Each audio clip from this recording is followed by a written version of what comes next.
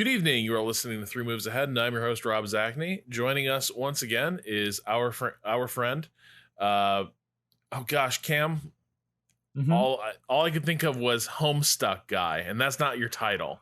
That's not. No, Range Touches, Cameron Kunzelman. There you go. Great.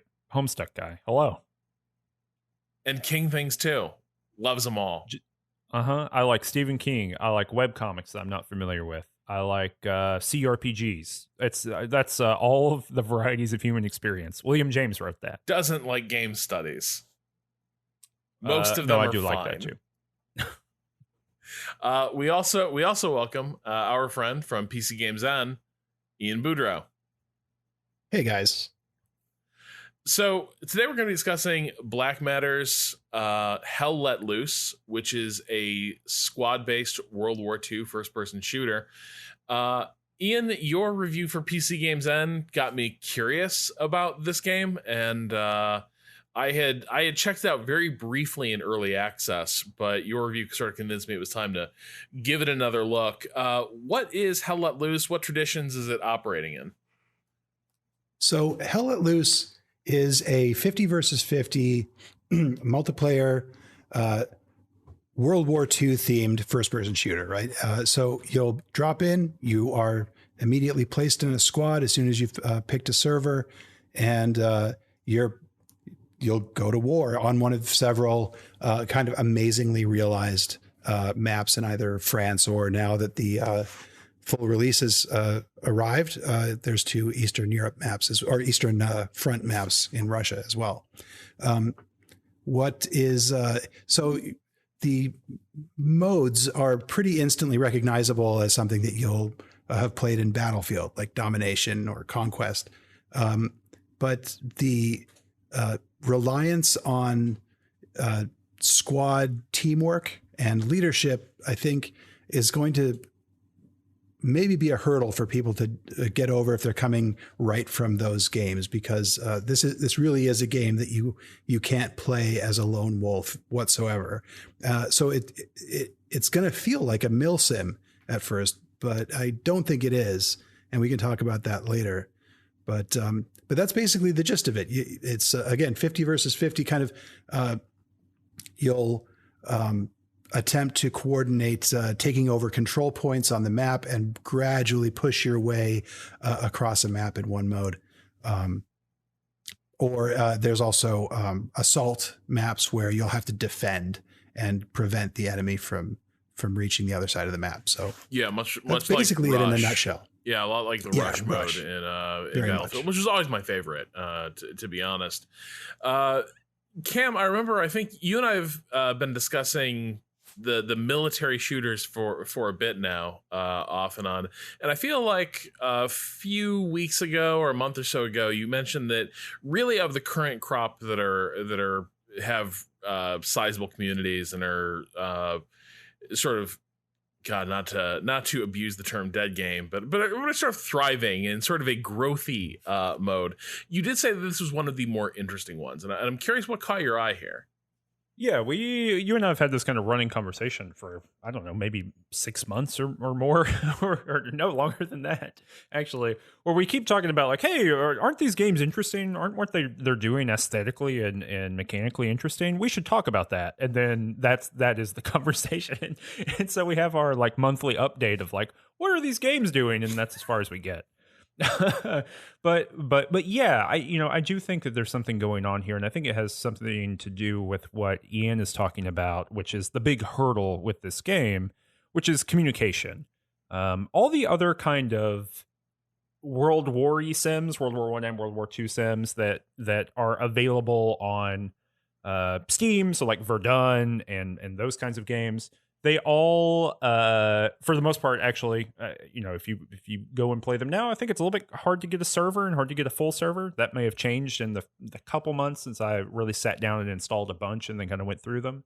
So Hell Let Loose is kind of like where it's at. It seems like there's a pretty delimited set of people who are interested in this type of game, and they kind of bounce from game to game, whatever is going on here. Well, the other big one, even though it's not a World War sim, is what, Insurgency? Oh, Squad. Squad. Squad. Insurgency is just another in these game worlds. They all start running together for me. But yeah, Squad is the other kind of isn't Insurgency also Squad? Isn't there like a Squad Insurgency Sandstorm thing? Insurgency Sandstorm is the I think the sequel to Insurgency. Oh my god. Yes. I think Squad's in its own thing. But yeah, that's what I think too. But, losing the thread a little bit myself too. But that's also part of it too, right? Is that when I'm sitting down to like try to see what's up with these games, I'm installing like 4 or 5 of them, and then I'm playing them all for a couple hours each, and they really do start running together because they all have a kind of related to what you were saying, Ian, this kind of like vibe of trying to hit the sweet spot between a milsim and something that is broadly more accessible. Or at least slightly more, some percentage more accessible than like playing Arma 3. And I don't know if any of them hit that necessarily, but I will say that Hell Let Loose seems to have been the one that has grabbed more people than games like Verdun have. It seems like, I don't know about raw numbers, but I know about Verdun and I know about games of this kind of sort because we've talked about them and I've paid a little bit of attention to them. People outside of the people who pay attention to this regularly, the Ians of the world and the Robs of the world, people outside of this set of people have talked to me about Hell Let Loose. And quite a few people on the Range Touch Discord server have been playing. I know that Waypoint, y'all have been doing stuff with that. And so it seems like that this game has at least grabbed on to some things that are more friendly than other games of its interest set have done. But I do think that big hurdle, that big thing to get over is that if there is one thing that is semi-like to it, a thing that is crunchy and difficult and you're going to have to suffer through it because it is critical to what the game design is doing, it's the communications. And the fact that there are nested series of communications that the game is not interested in making any more transparent or more accessible or easy for people to handle. It is a crunchy, realistic comm system for warfare, and that seems to be a big pillar of the design. That is true, and it's key to what I think makes the game work. But it's worth noting that there is no tutorial of any kind right now. So you really do have to kind of jump in and be the FNG for a little while and absorb what's going on from the people around you. And it's doable in a way that that is not necessarily true for many other games. You can do that. I have now walked through, and Rob actually is one of the people who walked me through kind of the initial stages of playing this, even though I played it a bit in early access too. And took a long break. But, you can play for 30 minutes and you can have a good sense of what's going on and how to do everything. I learned how to be a tank squad in about 15, 20 minutes or something like that. And the whole system is available and accessible and I understand it now. And that is not the case necessarily with, like, for example, a milsim kind of Arma experience. You can put a dozen hours in that thing and still not have your hands around all the shapes and angles there. So, I think that the strides that have been made here to bring something that's crunchy and difficult to a wider audience, this is, probably the most successful venture there so far. But, when someone says, I'm not interested in talking on voice chat, can I play this game? The answer, I think, is straight up no. I think it's very difficult to do that. I think, you can play without communicating, but you're just going to be losing and not having a good time. It's worth noting a couple other things that I think are key to the game's design and kind of push it into that sort of milsim direction. At least is there's 14 roles that you can take on, and those include commander and officer, as well as things like recon, sniper, and medic, assault. But you'll be communicating mostly if you join as a rifleman, which is what I would recommend starting out as, just with your own squad, which is going to be about 6 people, I think. Squad leaders then communicate with each other and with the overall faction commander. There's one person who, well, you hope, one person who is watching the entire battlefield and directing the flow of material and squads to particular conflict areas or control points that you want to take over, and also directing the use of off-mass assets like artillery or aerial bombardment or Katyusha rockets, which have been added for the Russian maps. So that's kind of another point of departure, I think, from most of the other games in this, rough genre, is that you have these, like you said, Cam, kind of nested communication levels. Like you have a company net and a battalion net, basically. Yeah, I think I would say, I think if you joined a squad and you paid attention to pings and like looked at the map, you could probably get by without talking much. But like what you can't really do, like you can't play a role that requires that is meant to support other players if you're not going to be on comms, really. Like you could sort of be a quiet off comms machine gunner for sure. Like if you pay attention to the map and pings, you'll probably be able to do stuff. But like if you're a medic, you need to be on comms. If you are trying to drive a tank or even sit in a tank, trying to help with the tank, and you're not on comms, everyone is going to hate you. Because this is a game where people not communicating, because it's not just about listening. Like you do need to be able to explain what you intend. I have noticed, from my part, there is a lot of like confirmation of orders. So like you will sort of repeat things back to each other and just make clear, like, hey, I'm about to do this. Everyone pay attention. And the game kind of runs on that. I think it makes for a really fun sort of a fun sort of friction a lot of the time. I think there is a lot to be said for what's the opposite of automating, like making something manual.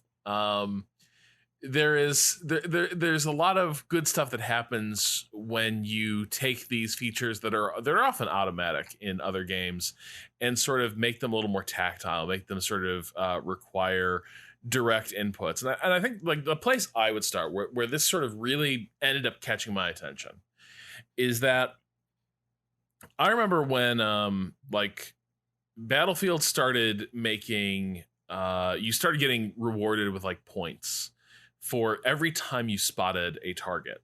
And at the time I was like, this is incredibly cool. And I still generally think it's pretty neat. Which is this idea that like, if you think you see someone out there and you sort of hit the like mark target button, if there's something there, it will highlight the target and everyone on your team is going to see them appear on their map and their mini map. And so like Battlefield created this system where you could, even if you weren't in there mixing it up, if you were just a good set of eyes, watching the flank or marking targets, you were contributing to your team, that you were getting a lot done. But it also became a very easy and trivial thing to do. Like after a point, you would just sort of stand up there, and anytime you thought you saw something moving, you'd hit the spotter button, send a few rounds that way.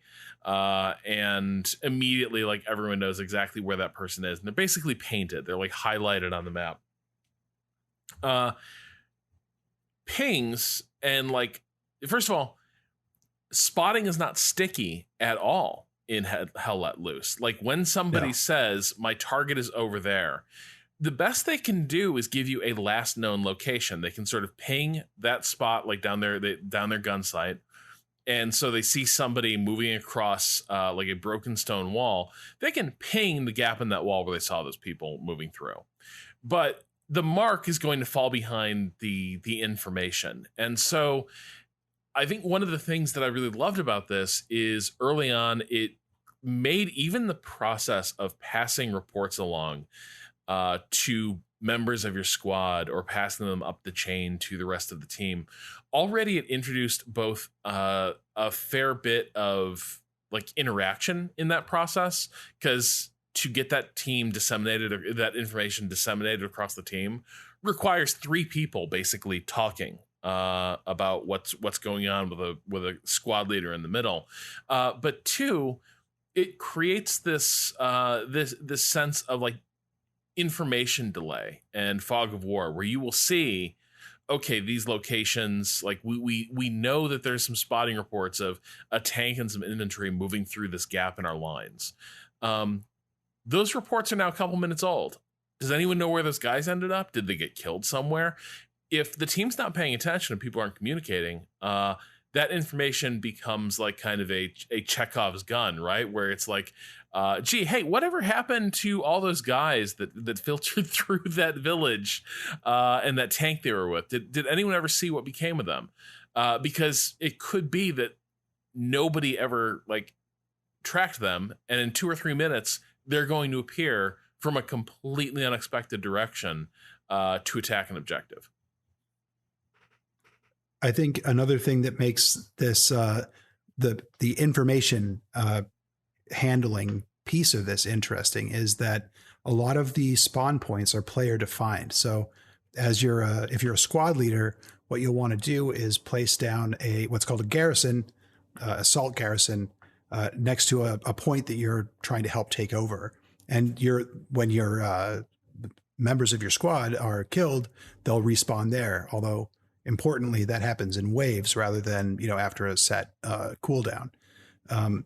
But so the enemy's doing that too. And so that information is crucial. You'll want to be figuring out where the enemy has their garrisons placed.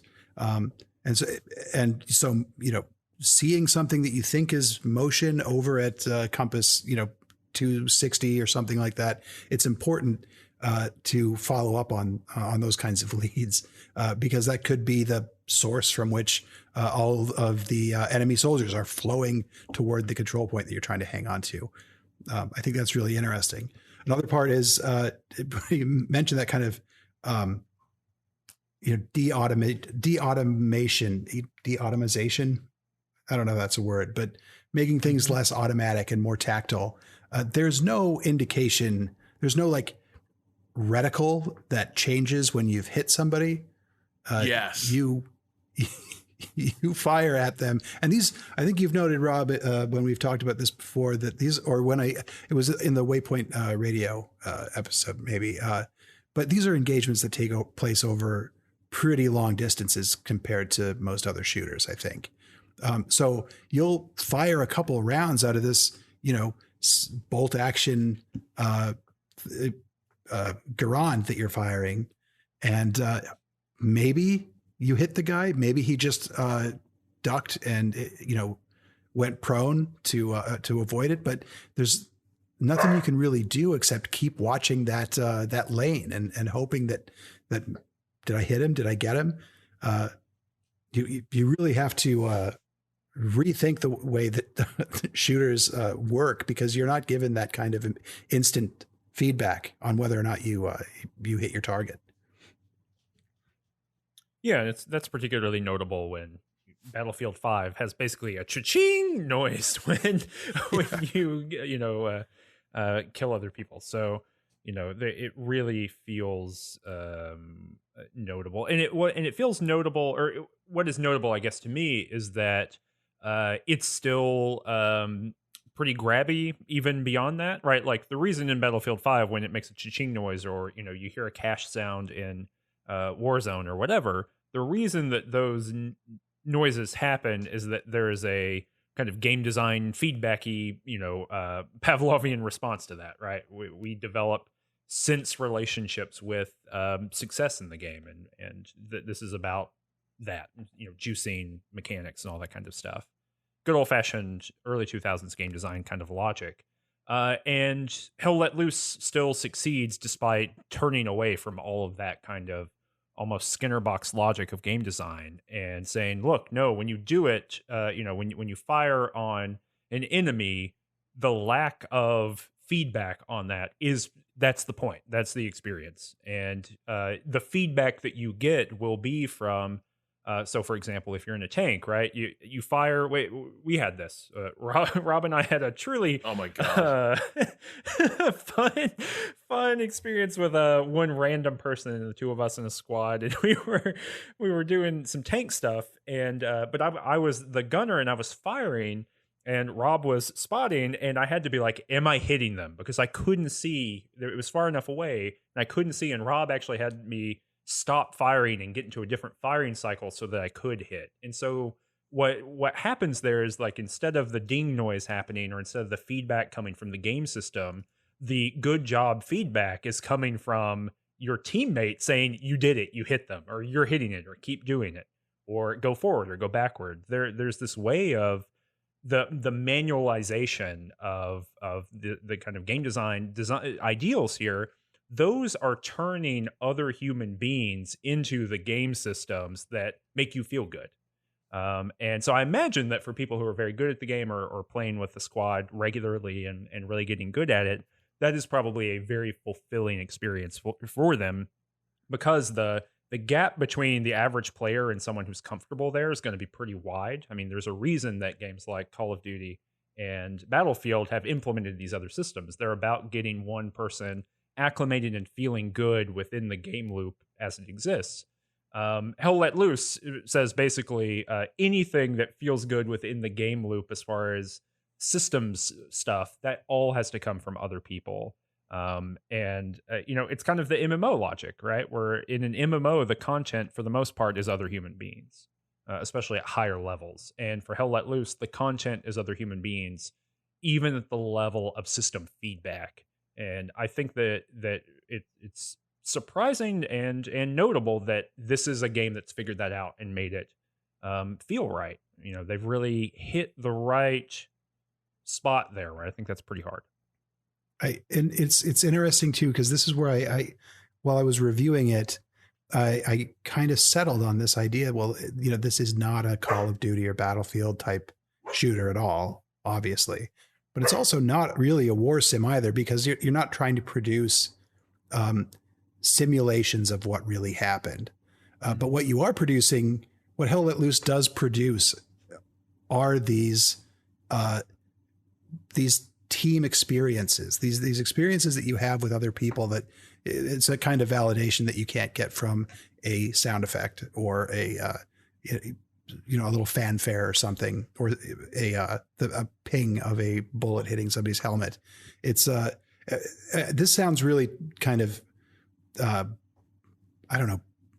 I don't want to diminish the game at all by saying this, but I feel like this is much more a team building exercise, like a high ropes course that you take with the rest of your office, more than a war sim or an FPS. Okay, you did actually end up diminishing it. You were doing fine, and then it became a corporate retreat. I don't want it to be like a corporate and I was like, oh, shit. Yeah. There goes Ian shoveling dirt on the corpse of Hell Let Loose.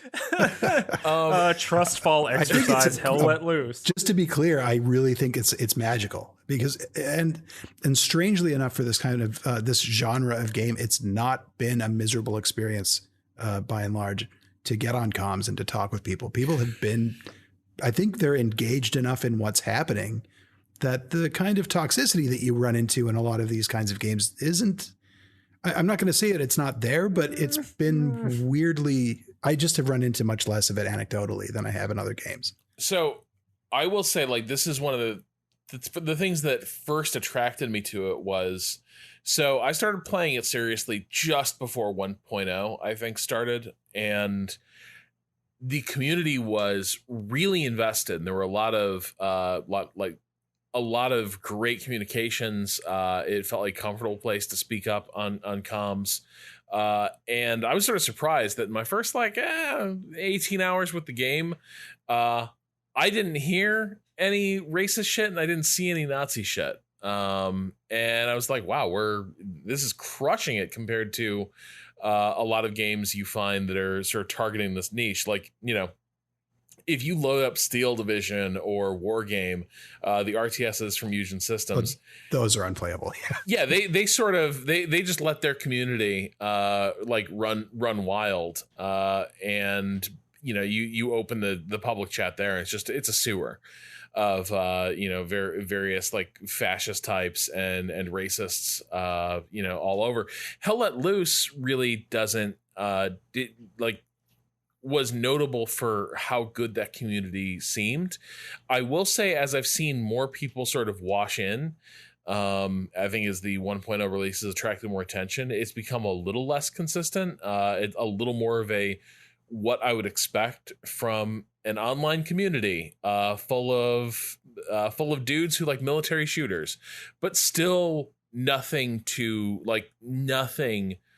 what I've been conditioned to expect with shit like Battlefield, for instance, where despite all the various holes they've tried to plug in their auto moderation system, like the chat is so frequently just complete garbage. This game seems to have attracted a pretty good community, but it does also make it stick out like a sore thumb when somebody is kind of a toxic bigot. Yeah, I've seen. I think you're right, Ian. I've seen less just like out and out, Nazi shit and just straight up racism, which Rob, as you're talking about, is kind of certainly in the PC communities for these games shows up quite often. So I've seen less of that, but I would say I've seen the exact same type of like bro shit and bro talk as any other video game. And I just want I don't want to present it. I want to be careful, because I think it is better than the average, but I don't think it is still good.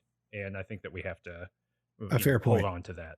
Yeah, doing better than the median doesn't mean you're a good place to be, but still. Exactly. Like on the Range Touch Discord, quite a few women play with us, and they are for the most part not using in-game comms still. And I don't know if that's a comfort. We haven't talked about that. That hasn't been something that's come up, but they seem to be very comfortable talking in squad chat and not as comfortable talking in in-game chat. And I think that I can easily infer why that's the case. And it is worth pointing out that in however many hours of Hell Let Loose I've played, I have not encountered a single woman on comms. So I've played with a couple, like at least vocally speaking, like femme presenting commanders, and that went fine in both cases. So it was overall, like I have I will say, like, what I've observed, it is better than the garbage median, and I think for the most part I've seen it be pretty okay. However, I don't know how much you start encountering toxicity if you are in some way visibly part of a marginalized group. It's a game that kind of anonymizes a lot of that, but to the point of like just the tenor the community takes to playing the game with each other. This is the other thing, is I would say when I first started playing, I don't know, maybe it's just first impressions, but I feel like the vibe I got was Hell Let Loose. Hell Let Loose was full of like mustered out like National Guardsmen and army dudes.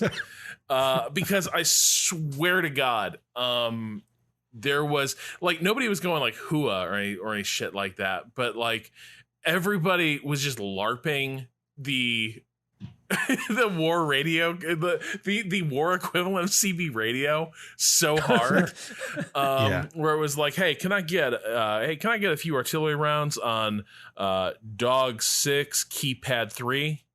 Appreciate you, thanks, bro. Good rounds. It was that all the way down, but the flip side of that was team communications were really good, and people really were kind of playing the game as intended and as designed, right? There was a lot of okay, Bull Squad commander wants us to go up and defend this trench line, so we're gonna hang loose here. See, they think there's a recon squad operating in the area regarding this flank. And you play the whole game where you would have that sort of context being passed down from squad leaders. And I would say in the last week or so, it's become much more hit or miss, where like I'm finding fewer and fewer of the the guys who are treating this like a National Guard, exercise, and a lot more dudes who,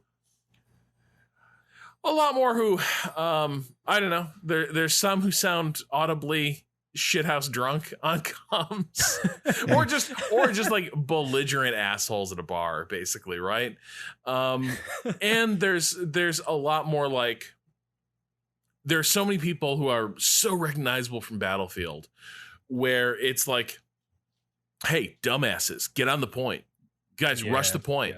And it's like, that's bad for two reasons. Like, one, it's an objective based game. If you just yell at people to do the objective, it's like, it is the team orders equivalent of like, I would simply win the game and not lose. But two, when we alluded to engagement ranges, I would say even more than Battlefield, I think takes this approach where a lot of times it will sort of silo off parts of its maps to create like a little sandbox for a certain type of combat around a certain objective. So like an objective will sort of be screened off from a lot of like longer range fire, and it will become much more of a run and gun, like SMG and shotguns type battle. Hell Let Loose has places like that. Like if you're fighting in inside a demolished apartment tenement in Stalingrad, or if you are, fighting street to street in a village in Normandy, like it can get real close and real gnarly in that way. But nevertheless, this is a game where, because spawn locations are established by players, because weapons can hit and be deadly from 300, 500 meters away, a lot of times the team needs to be able to read the map. Like if everyone's rushing into the point and dying, the solution is probably not going to be rush the point. It's going to be, okay, where are we losing this battle from, right? Like what's the key location that is controlling the point? And it feels like in the last week or so, maybe the last 2 weeks, I've seen way fewer people sort of grok that about the game. And when I encounter that, I start to realize like, oh, if the cooperation stuff doesn't come together in Hell Let Loose, this game is just fine. It's just fine. Like, yeah, it's not doing the things that like carry a Battlefield, right? Where it's like, Battlefield, it can be a shitty game, but it's like, hey, you want to wreck these people with a squad automatic weapon? I'm like, fuck yeah, I do. I'm just gonna post up. I don't give a shit if we're losing. I'm gonna sit here. I'm gonna camp. I'm gonna kill a million people. It's gonna be great. Here, the weapons aren't that fun, and you just can't do that much by yourself. So if you're in that game where it's just turning toxic, and people are like, why the fuck aren't people like hitting the point? Then suddenly I'm like, oh no, Hell Let Loose like becomes an actively bad game. When people aren't really engaging with the intent behind it. Yeah, I think that's true. Oh,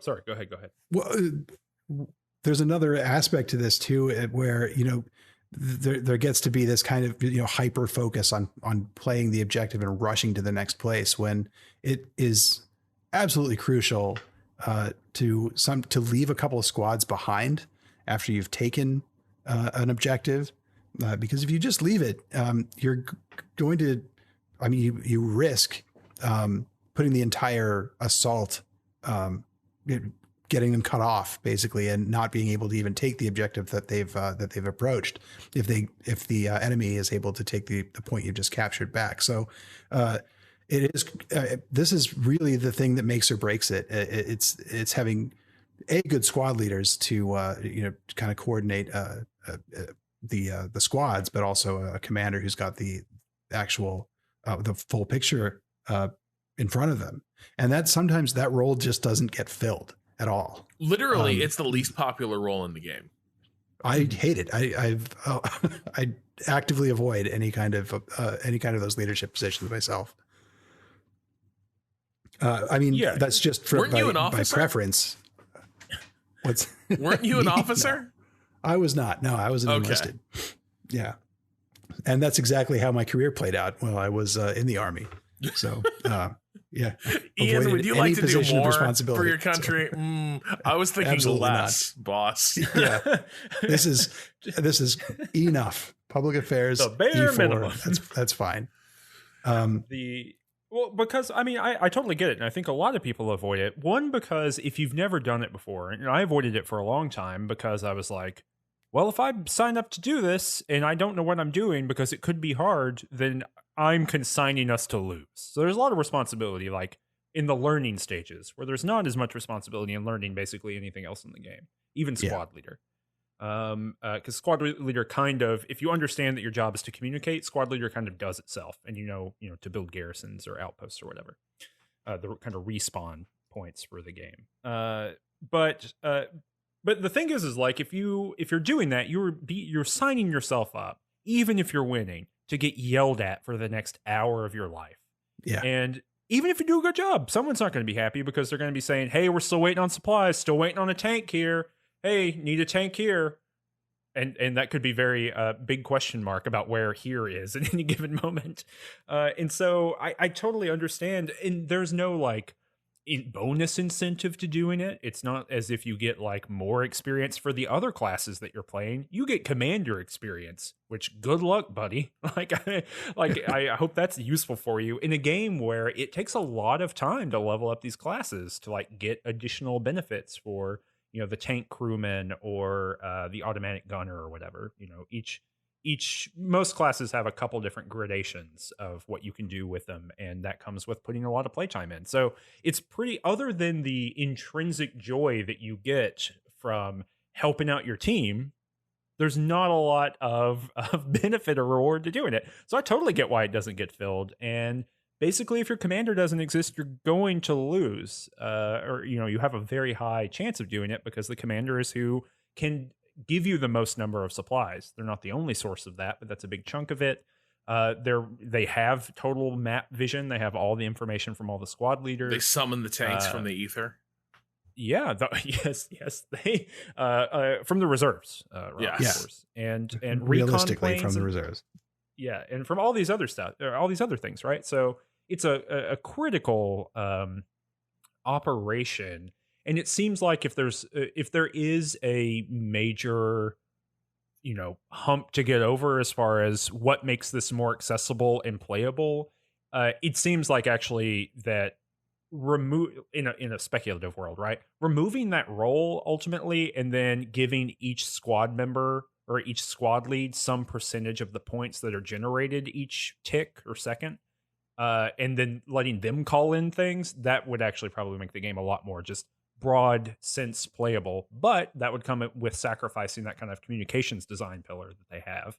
And I don't think they want to do that. That seems to be critical to the operation. So I think that the commander position in the game is showing a really significant kind of fulcrum between broader interest in accessibility and playability for people who are not trying to do the National Guard, simulation experience, and those people. So, well, I think it's a hard thing to fix or augment in any kind of way. No, I was just gonna say, like, it shows why Battlefield went back and forth on this role even existing so many times.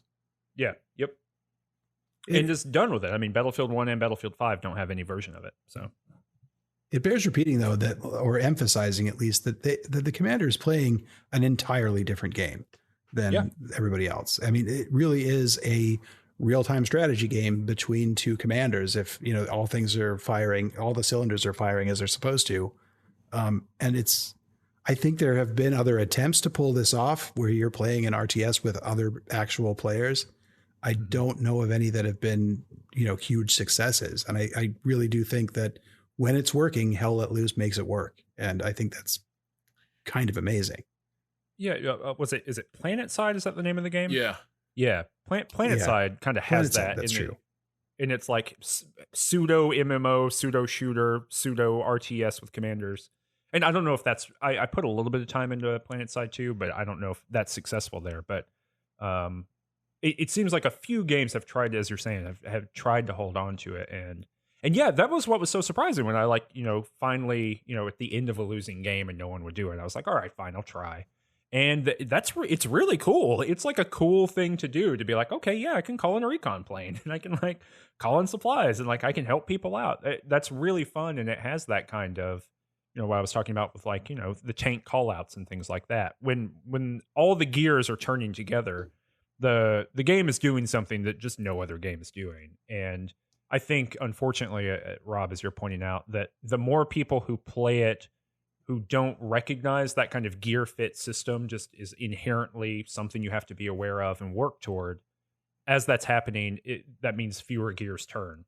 And so you end up in these kind of anonymous shooter experiences where you just kind of get steamrolled. Yeah. I will say that the more I've played it, the more recently to today than we're recording versus a couple weeks ago or 3 or 4 weeks ago when I started playing seriously, the number of games in which I've been steamrolled or steamrolled the other team has gone up way higher. Yep.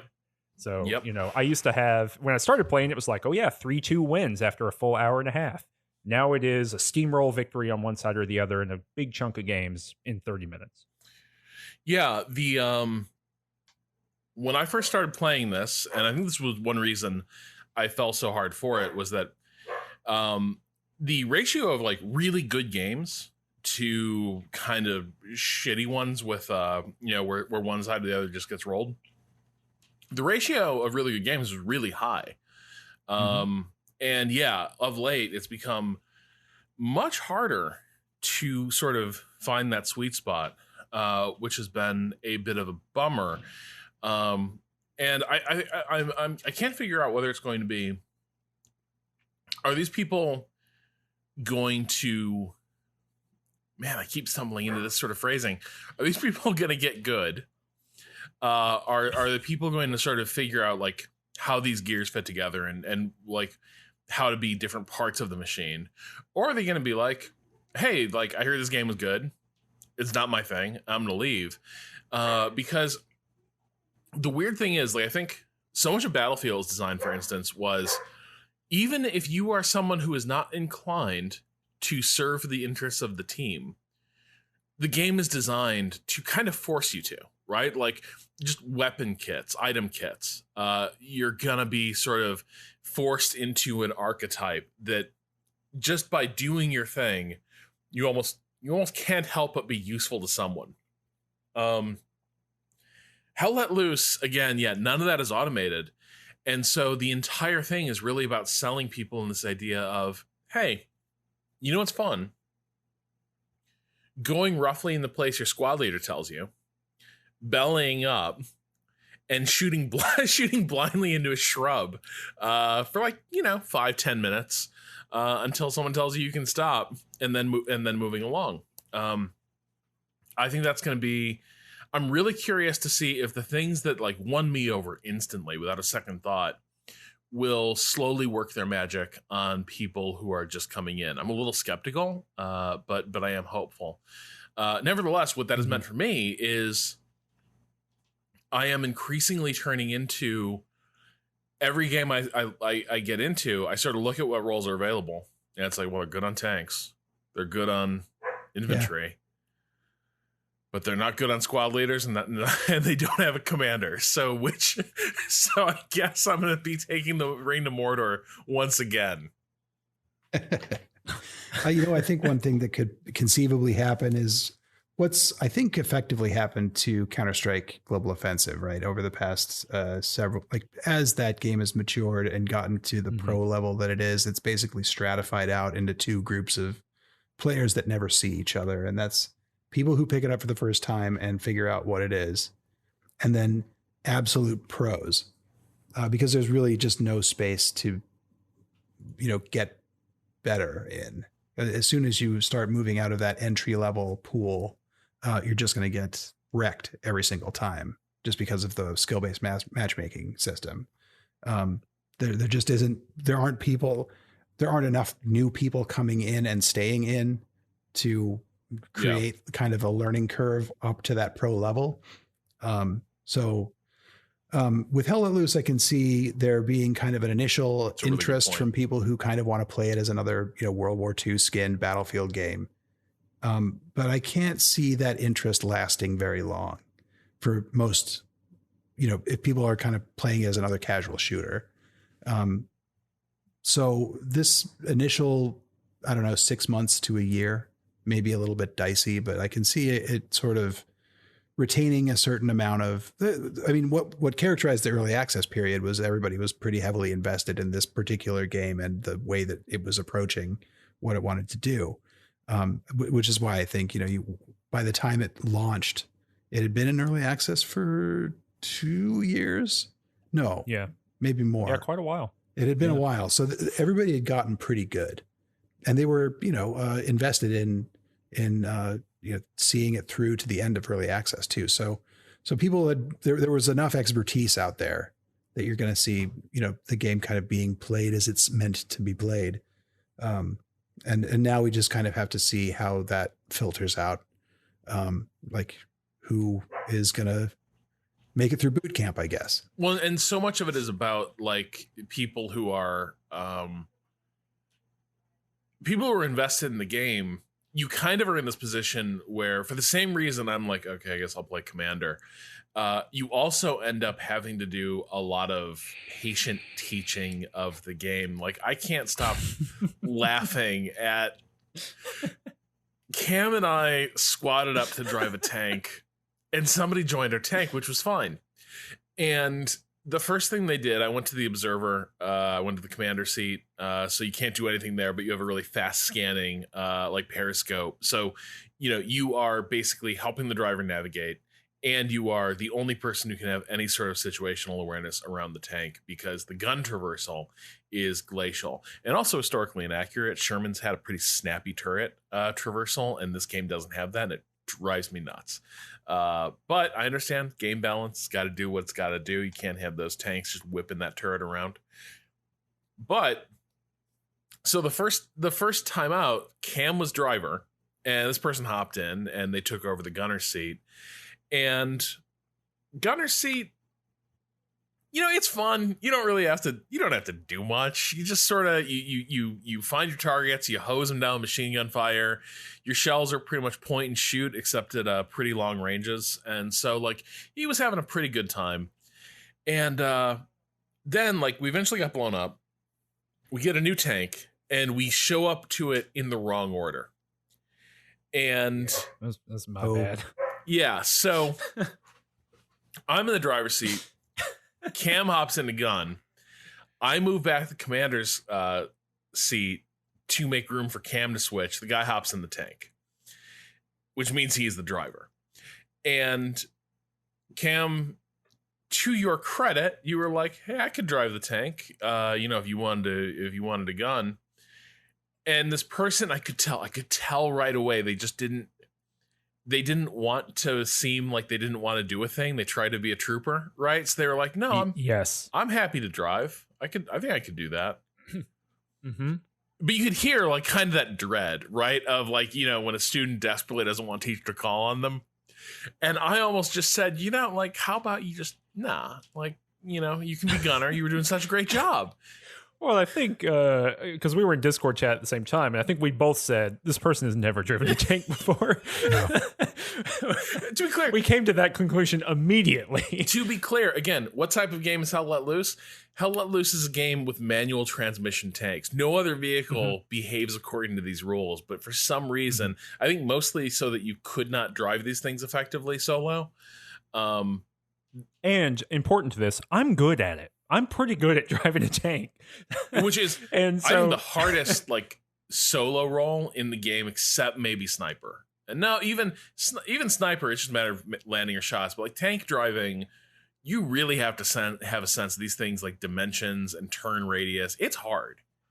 They have real temperamental transmissions. It's tricky to get the balance between. It feels like I'm like trying to work a clutch on a giant diesel piece of metal that wasn't put together with all kinds of precision or anything. And so, yeah, it's frustrating, but in a way that's very convincing.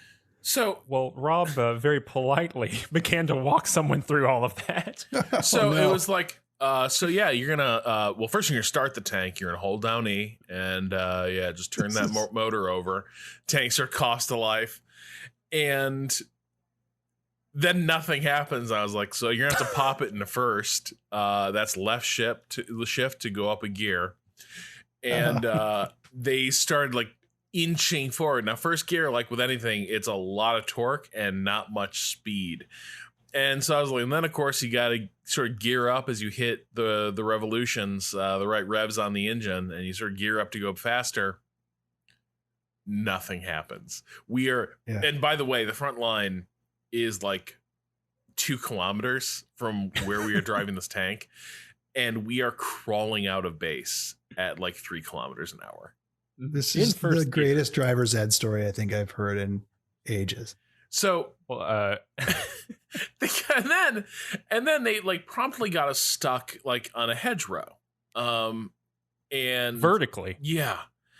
And so it's like you gotta reverse. So you're gonna pop it down into reverse. That's left control to go downshift. Again, long pause, nothing happens. And I was like, so when you're in reverse, WASD isn't forward, back, left, or right.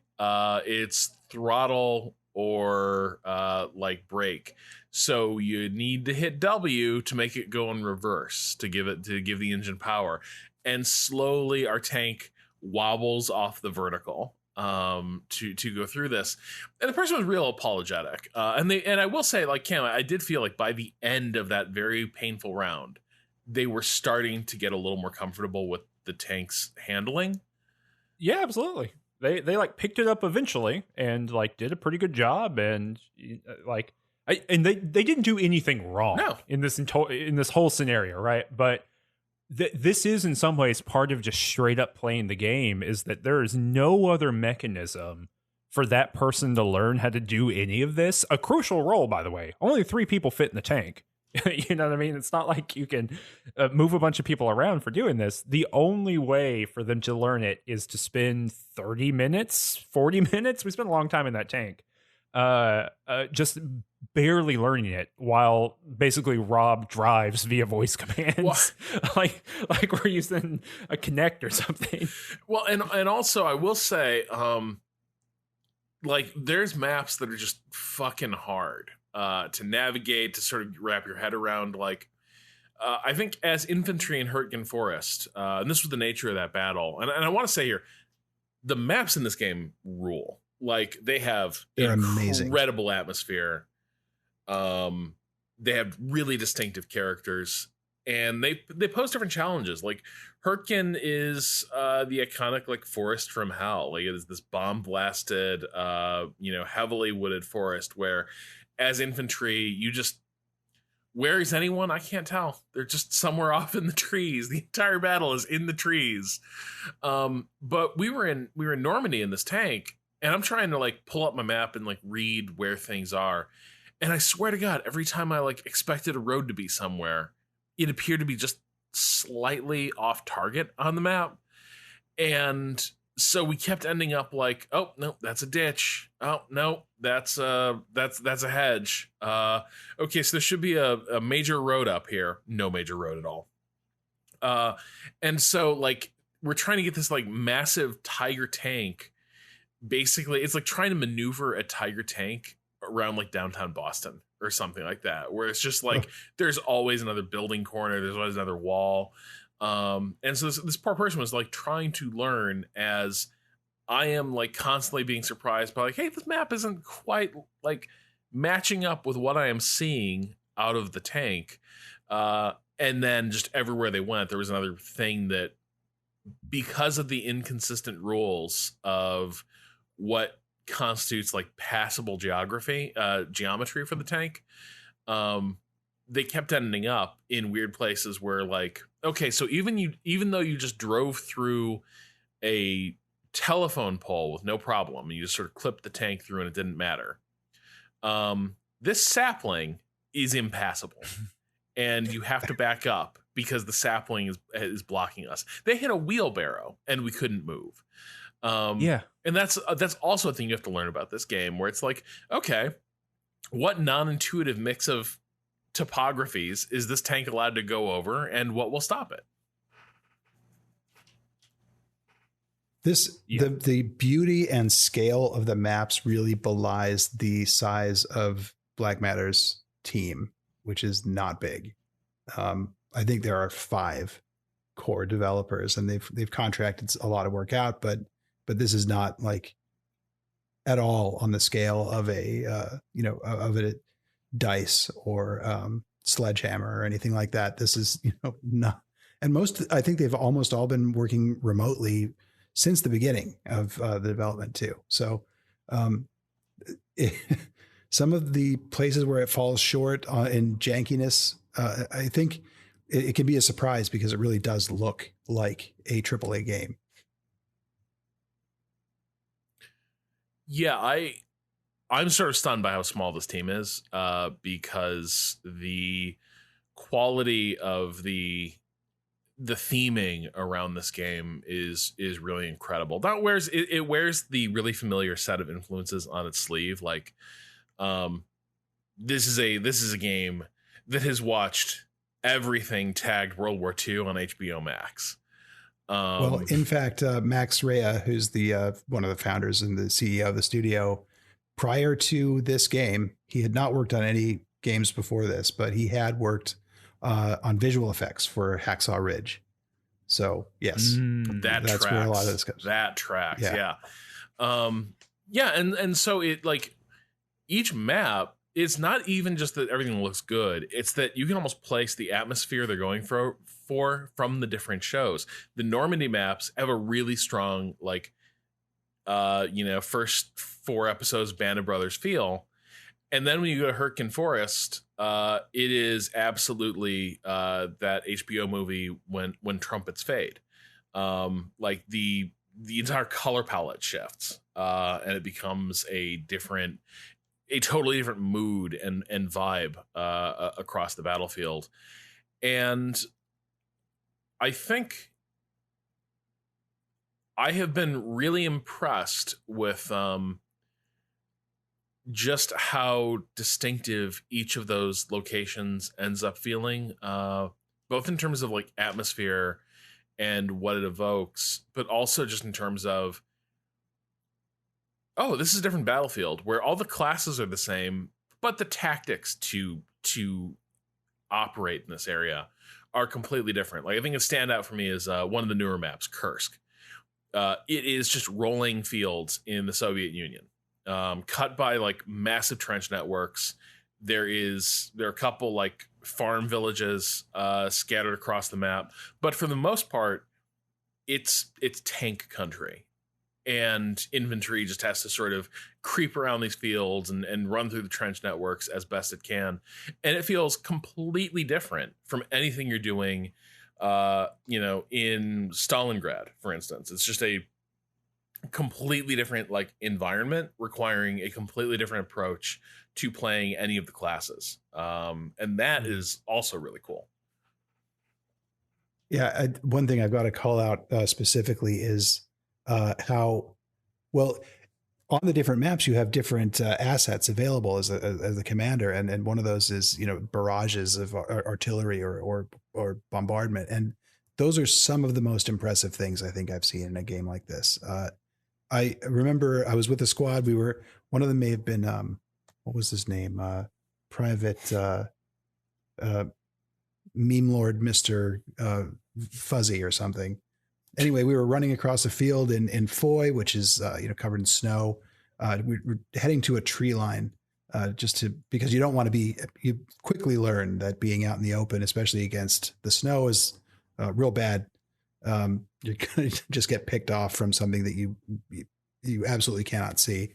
But so we're racing across this snowy field, and the forest in front of us explodes. It just erupts. There's just torrents of soil and smoke and fire, just shooting hundreds of feet into the air across, like it looks like acres.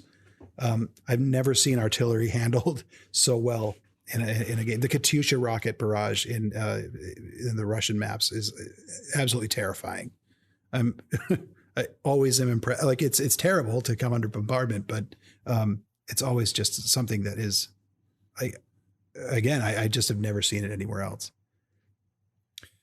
Yeah, I'm really impressed. You know, I don't think as fine a sense of gradation of, I don't know, war shit as the two of you do, probably, like war media shit. I feel like the two of you are way more into that than I am in a broad sense. But you know, what's really interesting about me and you know, referring back to the reason that I checked this game out to begin with, you know, was this idea of that there's something going on, and has been going on for a while, obviously for a very long time, and in U.S. media in particular, but in the game space over the last 5 years or so, where the World War I and World War II aesthetic is continuing to churn and bubble, and people are more and more interested in making kind of grittier and more realistic or more manual feeling versions of those games.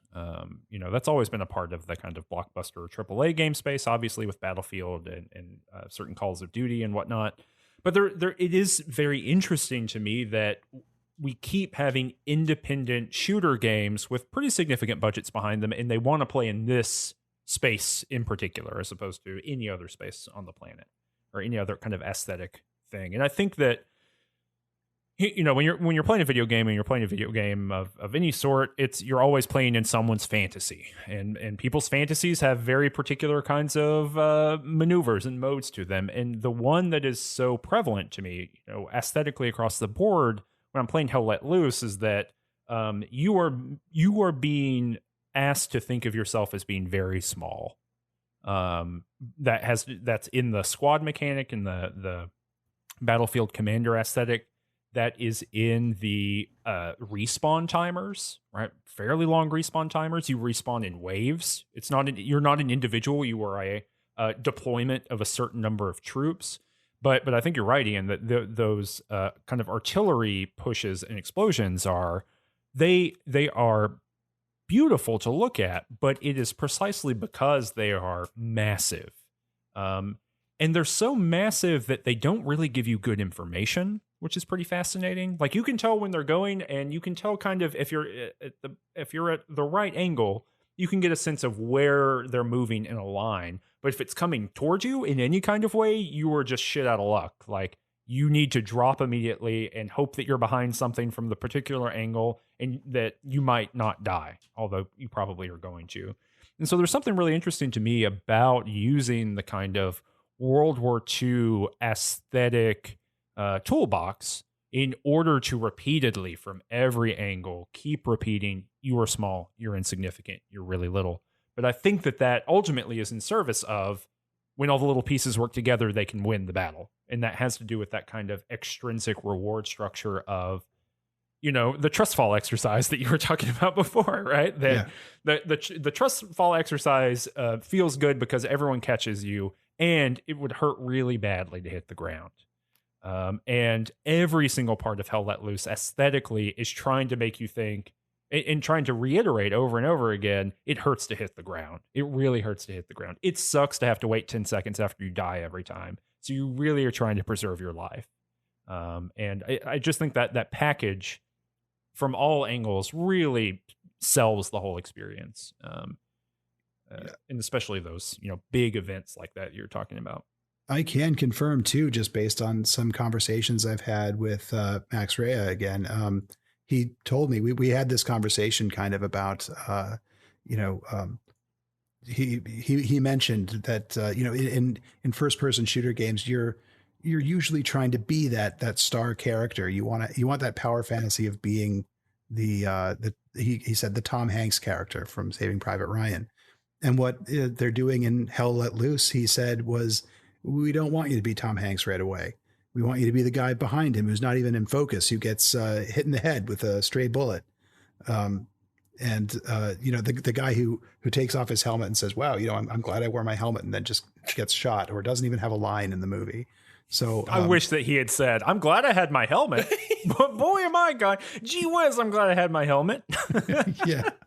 So, but eventually he says, then you want to eventually become the Damian Lewis character, Lieutenant Winters from Band of Brothers, who's kind of just standing there as the debris rains. And so I think what you've sort of deduced from playing the game, from what you've inferred and felt, is entirely in keeping with what Black Matters wanted to do with Hell Let Loose, which it cuts against so many of the game design conventions that we've known and possibly loved, but maybe not since the early 2000s.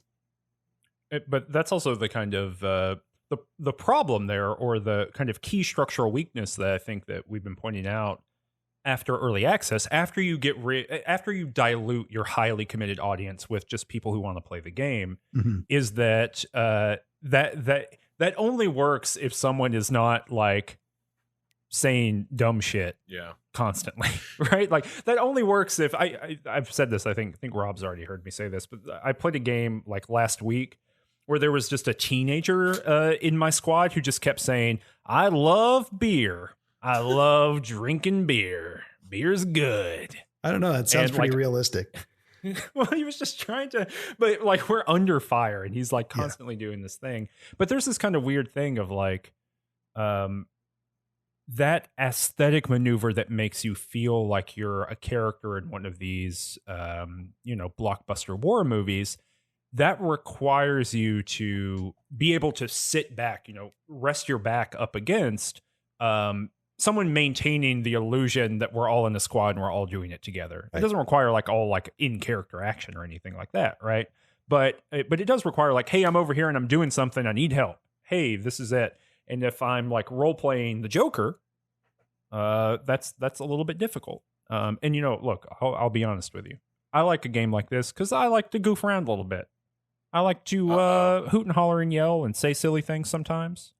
And pretend that I'm a taxi driver and things of that nature. So I'm part of the problem.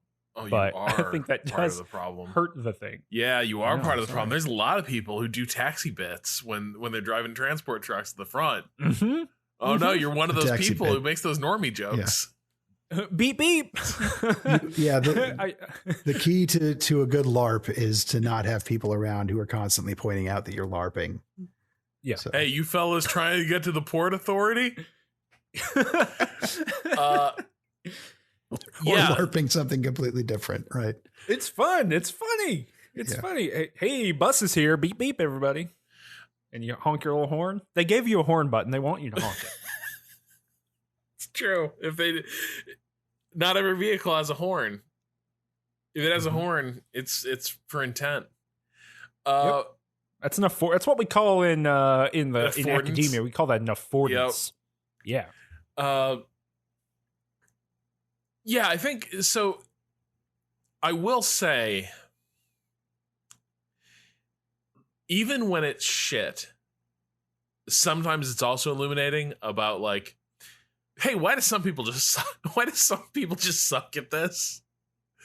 Like I think about that episode in Band of Brothers, right? You brought up the Foy map, and of course that episode in Band of Brothers centers on the fact that Winters has just stepped down from commanding Easy Company, and they appoint this new commander who is inept, right? Just has no instinct for command, is bad at relating to the troops, but crucially also just has no cannot keep the picture in their head of what they're supposed to do at any moment, and they freeze under fire. I have been in the game where I've been that commander, where it's like, I think you will have heard, by the time this episode goes up, you will have heard me and Austin, if you listen to Waypoint Radio, Austin and I talked through this game we had the other night. We talked about it last week. That was just the worst game I've ever played. Went the full 90 minutes, and I was commander, and I'd taken that over because our team sucked the previous game, and I was like, I can't handle that again. So I was like, surely they'll be different with me in charge. And it wasn't. It might have been worse. And it was this process of realizing that most of my squad leaders just weren't talking back on comms. I'd be like, hey, what's going on over there? Nothing? Okay, I guess. And so it turned into a game where I'm just staring like helplessly at this map, watching the little like the green and blue pips of your team sort of dance around on the map and sort of show them going through the motions. You can't see what they're shooting at, you can't see what they're reacting to, but you can see their little motions as they judder around the map and enter buildings and such, and then wink out as they get killed. And it was like 90 minutes of like trying to figure out, why isn't this working? Like, team didn't seem totally terrible. Like, they were making effective defenses, they were advancing through places, but like completely undirected. But then also couldn't actually achieve any objectives, because after a point they needed to cooperate and they just wouldn't. Where it's like, you know, hey, can this squad go to this crossroads and hold it so we can get a couple other squads behind their lines, and a tank can go through that crossroads, and then we can apply pressure. It wasn't even the people that like said no. It was just dead silence. The only calls I got were like from a recon company, or people being like, hey, my tank blew up, I need a new tank. And so for like 90 minutes, I was just like watching this game slip away. And it gets toxic and shitty. People start sniping at each other on the command frequency. But it was like, I don't even think most of the players on our team were bad. It's just that the whole team didn't coalesce at all, right? Like, if the players were bad, they wouldn't have lasted 90 minutes. The team was good enough that without any effective like management of the battle, they were able to just make it drag on the entire length, but couldn't actually achieve anything. And so for like 90 minutes, I was just like, have I just fucked this up? Have I been like, I'm just sitting here, you know, staring at this map, trying to figure out where I'm going to like get my crowbar in and like make things start to happen. And I just can't. I cannot connect to these guys. I can't make them do anything. The game I just had before we came on here was like the exact opposite, where I was that sort of Hollywood commander where, you know, we were defending, I think it was the Omaha beach map, and we were the German side. I ended up going into this ruined church with like a bombed out belfry, and I was standing up there with binoculars and just sort of surveying everything around and like calling out fire missions. And the artillery were good enough that it was startling that I could be like, hey, artillery, hit this point on the map. And they would put shells like exactly on that point. And so for, you know, a good 20 minutes, we turned this, you know, cathedral into this like ironclad fortress. And more squads are sort of on comms and reacting. And when I would say like, hey, they figured out I'm here, like we need to defend this church. More people come flooding in, and like everyone is sort of like on comms and chatting and working together. And I felt like a goddamn genius, because the things I noticed and the things I called out, people would react to. When I had questions, like people would respond to them. But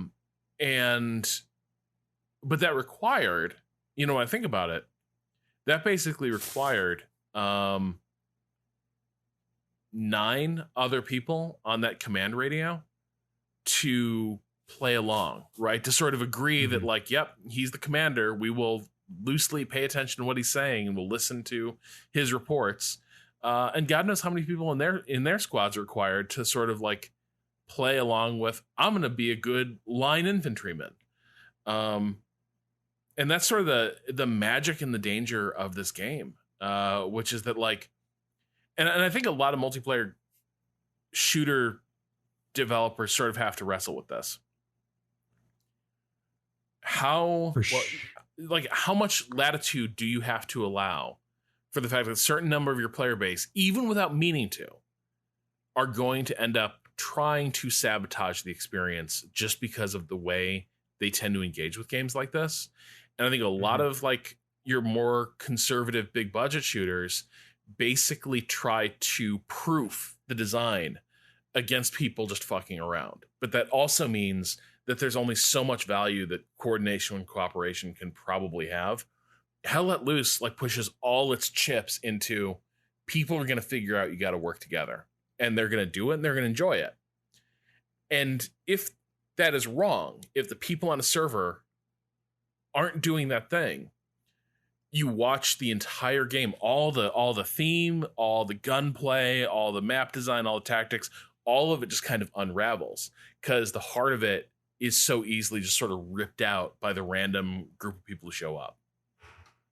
Yeah, because everything you just described is functionally, we could do a little bit of find replace and basically everything you just said, and it could be about military reenactments as well, right? There's this kind of submission to the logic of the machine that you have to be involved in, and I mean that's the reason there's not a ticket system.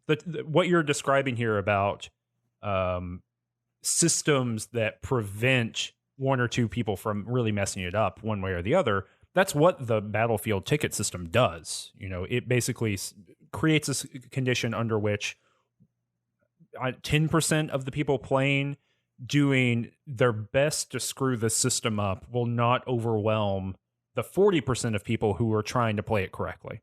And then everyone in the middle is just kind of a big question mark, whatever. But, you know, because if you play Battlefield and you're playing with a couple people that you're comfortable with and you can be on comms or whatever, you can easily go, you know, 5 times or 7 times for, you know, kill death ratio, right? Like you can really rack up kills, and in a ticket based system, and if you're holding points in that, you can win, and you can make good games in that way. And the people who are just running around and being big goofs and driving the vehicles and blowing them up or whatever, even if they start accruing huge numbers of deaths, they're not probably losing points, you know, themselves, and they're certainly not losing enough tickets to counteract the ones that you are taking from the other team. So, you know, that's the way that system works. But for you, right, it requires everyone being in on the bit essentially, and you know, like I was saying earlier, recognizing that they're a cog and that they all fit together. You know, it's the kind of like Taylorism of video games. And if you're not willing to play, if you're not willing to be a part of the machine and understand that your little bitty part contributes to the bigger part, and to ultimately submit to that, then yeah, you're right. You're exactly right. It is going to be at best a miserable slog to a loss. Yeah, and I think the fact that you do have to invest so much time for even the smallest unlocks does kind of discourage that type of player. Like you're not going to be in it for you're not going to be getting those, you know, very quick succession of rewards that you're used to. So I do feel that there have been some decisions made on that level that will I think kind of discourage that type of play too. Yeah. So but you know, one thing, the fact that it does afford that freedom really does allow it to be a particular kind of fantasy. And, you know, on a strategy game podcast, I think, you know, you guys talk a lot about the leadership fantasy, the idea that you're going to be a brilliant commander, a brilliant leader. And by using the rules in, you know, a War in the East or XCOM or what have you, I mean, it's play acting or pretending to be a leader. And what really is magical to me about Hell Let Loose is the freedom that these games have to either completely fall apart or turn into something that it's this complex machine that's actually working because everybody has that buy-in. It really actually is testing actual leadership skills at multiple levels. So you can, it's funny to say this about a video game, but I really do feel you could learn something about the kind of leader you are or have the potential to be, or to even develop skills that maybe are nascent or that you'd like to test. So that's pretty unique. I'm sure there are other games that allow for this kind of experimentation and challenge you on that level, but I'm hard pressed to name any that really encourage it in the way that Hell Let Loose does. Yeah, it's the kind of, you know, what 10 years ago was, or longer than that now, I guess, but, you know, putting raid leader on your LinkedIn profile, right? It's Sure. the same kind of logic to it. That stuff's on the brain because I've been reading some academic work on that kind of phenomenon. But yeah, I mean, it's absolutely that. It's testing. It is recognizing that kind of decision making or leadership, like you're talking about, that can be captured by games and turned into content, and then leaning really heavily into it. So yeah, I mean, I think that certainly things like clarity of communication, that's a pretty big skill. Yeah. That is transferable. Well, right? and I think, sort of one of my hopes for this game, and I think one reason I reacted so favorably to it is I'm finding it doesn't quite, not all my friends are getting on board, but a lot of people who were like really into PUBG, for instance, because like, if you think about PUBG, that was a game with a lot of downtime, right? Like there was a lot of shooting the shit before like the round got close and you had to really be on your game. Because the opening of the round, it's like, hey, you're just kind of wandering this big empty map. Maybe you'll see some people. You sort of go into combat mode. The encounter ends. You sort of resume your mosey across the map. This has a bit of that. I think it scratches that itch for like, it is fast paced. It is dramatic. It's tense, but it's not so frenetic that like there's not space to sort of interact and chat and work together and go through the exercise of playing together, playing collaboratively. And I think there is a reason that a lot of people who I don't think I could sell them in a million years on like, hey, want to come play Battlefield with me and my friends? No, the answer is no. And I know this because Battlefield 1, I was like, man, this is a really good one, y'all. Battlefield 1, series hasn't been this good in a while. Everyone's like, I don't give a shit. It's Battlefield. Like, sorry. But people like I don't usually see engaging with games like this are getting aboard Hell Let Loose. And I think that's because, it's very cleverly offering something that like shooters generally don't. In a piece I wrote, like I think in some ways the analogy at times is almost like MOBA-esque in terms of how much it asks of people to know their role and like work together. But I think another key difference there is in a MOBA, there's nowhere to hide. Like it's so delineated what everyone's roles are that anyone who's not like jungling well, people are going to be like, oh, this fucking jungler, they suck, I hate them. In Hell Let Loose, responsibility is still just diffuse enough that it's very rare that you come out of a round saying like, boy, I fucked that up. I certainly lost that for my team. You have a sense of when you've done well and maybe when you haven't. But for the most part, it's just a setting for those cool experiences of like working collaboratively and building sort of a collaborative relationship with friends and strangers. And for me, at least, that makes it very special indeed. Mm-hmm. It's a beautiful thing. And they very purposefully obscure all that stuff too. I mean, you have to click into an additional menu off the scoreboard to even see how many kills you got. Yeah. It very much is trying to disincentivize you from thinking of the game experience as, all right, well, how many people did I kill and how much did I, how many times did I die? How much healing did I do? Like those are not the metrics that the game is asking you to evaluate your own performance through and your team's performance too. I think there's some really smart maneuvers there around decreasing inter-team toxicity, because you can't be like, oh, you're the person dragging us down, because no one really knows who the person is. I just know it's not me that's doing the worst. Yes, exactly. And it's definitely not me. When you were saying like you were sort of intimidated or nervous about being commander, the thing that I can confidently say in my games as commander is it's never been my fault. Like there's times I definitely like I snatched victory from the jaws of defeat, but when it all goes wrong, I'm like, I'm pretty sure it was the squad leaders who fucked that up. I don't think that's on me. Again, another real nod to realism, I think, there in the way that the military works. Plan was good, execution was lacking. So I think it's worth checking out. We've talked about like Red Orchestra before on this show. I think for me, this is the first military shooter since Red Orchestra. Well, I think Battlefield 1 came out after Red Orchestra 2, so I guess maybe that's the last one I really got into. But in terms of like in this vein, this is where I've ended up after Red Orchestra 2 in terms of just like a cool, nicely historically flavored military shooter. But also the thing that I think satisfies me the most is just it is a shooter, but like not just in the commander role. So much of this game plays out like a squad tactics game.